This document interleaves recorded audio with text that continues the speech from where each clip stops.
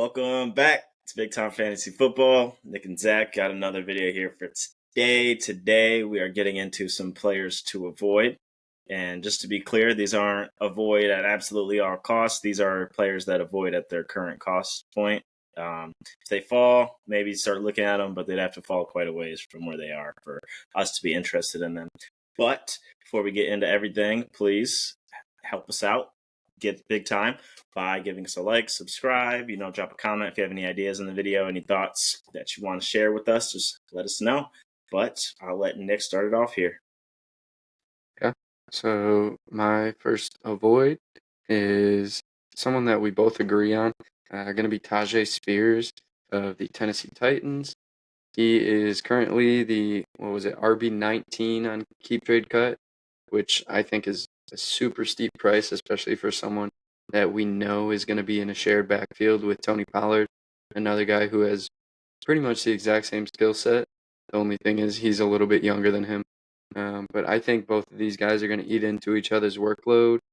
Last year, the Titans had Derrick Henry, but he could only help them so much. That running game just wasn't great. I know they beefed up the O-line a little bit, but they also got paid up on receivers this year. So I think they're going to try and be a more pass-happy offense. I think maybe Tajay Spears will have a good game here and there. Maybe it'll be Tony Pollard here and there. But definitely at the RB19 price, I'm avoiding him.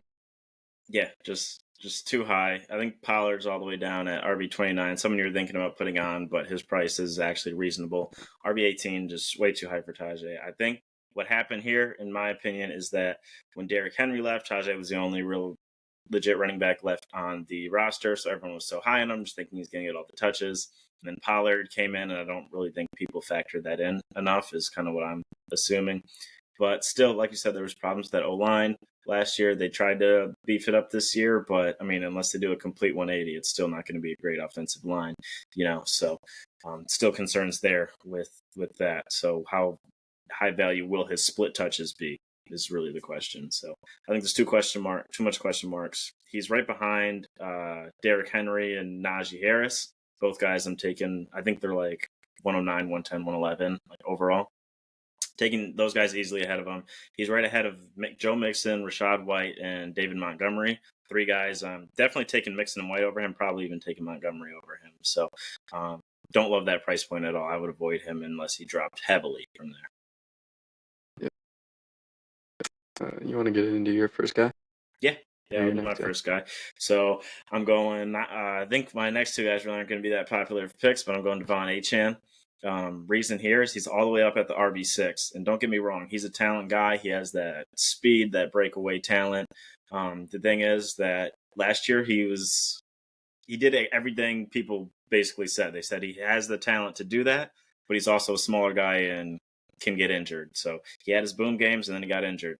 And the RB6, being ahead of guys, like he's directly ahead of ETN. I'm taking ETN over him just for safety. Maybe doesn't have as high of a ceiling, but the floor is way higher and just the injury concerns are way less.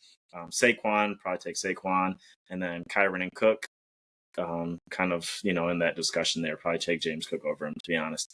But yeah, super talented guy, just RB6 is really too high for me for someone that definitely has injury concerns on him. Yeah, absolutely. And like you said, the ceiling is there, but if we looked at just everyone's ceiling, then it'd be real hard to pick and choose between all these guys. You really have to look at the red flags and the downside of taking these players to make those tough decisions. So, and even if he does end up staying healthy, the way the Dolphins use their running back, if he played every single game, it wouldn't even be as weak every game. Like they're going to use Mostert, they're going to use these guys they drafted, they're going to probably sign another running back and have him go off. So, yeah. Yep, they got three of them now. It's him, who's the rookie, Jalen Wright, and Mostert. So I think all three of them are going to be involved. A split backfield between two guys is tough, but if you split it between three, that's even tougher. Plus, you got two electric receivers. Like, way too high. So you can get your next guy in, though. Yep. Next, we're going with Devontae Smith, another guy that might not be that popular. He showed promise in the past, but He's sitting behind A.J. Brown there. The offense isn't going to look too different. Besides, they brought in probably one of the most talented running backs in the league. He's a little bit older now, Saquon Barkley, but he is going to demand targets, and they're going to try and emphasize more on the running game. And Jalen Hurts still can use his legs. Like, besides pretty much most of the things similar, they're going to try and run the ball more, which is going to give him less work in the passing game. He's still the number 2 guy in that offense. So I think even if he does have a couple games that are good here and there, he's going on keep trade cut as the wide receiver 16. So a high-end wide receiver 2. And he's going around guys like Jalen Waddle, Brandon Ayuk, just after Jonathan Taylor. And he's going before guys like Michael Pittman, who's clearly the number 1 in that offense. And some quarterbacks. Like, this is super flex leagues. You want to make sure you have 2 good quarterbacks or even at least 1 stud quarterback. So he's going around guys like Jared Goff, Tua, Drake May, the rookie. So yeah, I just think his price point is a little too high for me for someone that the offense completely sputtered in the second half of the year. We'll see if they can come back and prove that and how much they emphasize the run game this year. Yeah, for sure. I mean, a lot of solid points there as to, deductions from his value there. Personally, I got Johnny Wilson on waivers after a rookie draft. I'm hoping he takes over the wide receiver too. Don't think it's likely, but hey, it would make you right, make me happy. We'd all win, right? So let's keep our fingers crossed on there. But if our last 2 guys weren't popular, if Achane and Smith weren't popular picks, I know this next one definitely won't be. I put in Trey McBride. Hear me out, guys. I know you're probably yelling right now, but he is ranked as the tight end 2. And keep in mind, Arizona went out and they got Marvin Harrison with a high draft pick. They're obviously going to be giving him tons of targets. Zay Jones, I don't think will be a target hog, but they signed another pass catcher as well. So just a lot of guys, a lot of mouths to feed there. And then Trey McBride is the tight end 2 right now. That's about 3rd, 4th round of a startup, which I think you can get a tight end. Mark Andrews is going rounds and rounds later. And he's a high talented guy with high usage. So at the tight end 2 price point, it's a 3rd, 4th round pick in a startup. I'm clear on him. I'm good. He is a talented guy. I don't want to get that wrong. He had a great season last year. But 1 great season isn't enough for me to ignore the rest of that other stuff. So I'm out on Trey McBride at that price point. Yeah, absolutely. Just too high of a price. Like you said, talented guy. Just can't do it for that price point. That's like most of these guys here that we have. And getting into my final guy, I got Keenan Allen. He's 32 years old now, over 32 years old. He's going as the wide receiver 51, which isn't crazy high price, not at all. But he's an aging receiver in a loaded receiver room. They got the rookie Rome Odunze, DJ Moore, both younger than him. Both, I think, at this point are at the same level of talent, if not passing him. He's also only on a 1-year deal with the Chicago Bears. So we'll see what happens. And in that 1 year, he is working with a rookie quarterback, Caleb Williams, which historically, rookie quarterbacks, they really don't produce excellent fantasy wide receivers. I mean, we'll see if Caleb Williams is just different and he can show out just like CJ Stroud last year, but that was probably a one-off, and you're not going to get that every single year.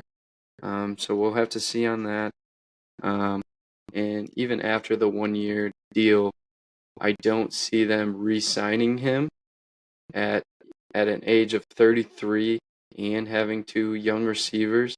I'm sure they have other issues that they're going to have to work out in that Bears offense, or even on the Bears team. Maybe they go defense and sign some defensive players, but I don't see Keenan Allen having a job with the Chicago Bears for more than just this year.